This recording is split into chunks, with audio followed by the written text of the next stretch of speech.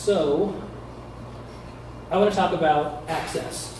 So these bars, this graph's a little hard to take in first, but once you get it, it's really interesting. Each of these bars represents all of the jobs in Santa Clara County.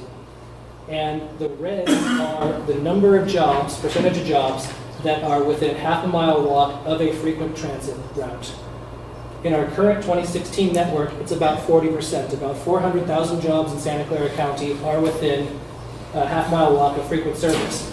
But as you move down to 70, 80, 90, that proportion grows quite a bit. And we know intuitively that the more destinations, the more origins you have on frequent service, the higher your ridership will increase.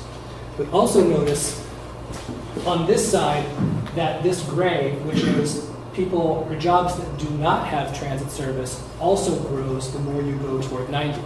So you're cutting access to some people off in order to provide better access to other people. Same sort of pattern when you look at residences.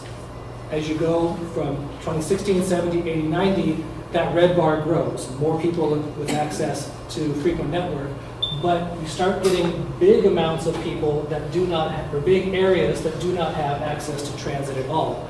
Now I'll point out that while this is a very large bar, that reflects areas like Almaden Valley and the outskirts of Morgan Hill. Places where there isn't really good service to begin with, and places where people generally have automobile-oriented lifestyles already. So the actual impact on current riders is not as great as that would make it seem.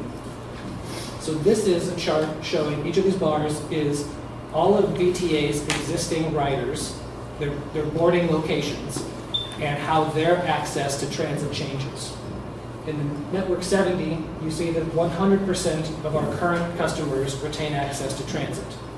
In Network 80, 99% retain access to transit, and in Network 90, 96% retain access to transit.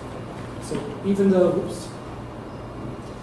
this is a very large number on the Network 90, it doesn't actually work out to being as great an effect on our actual riders.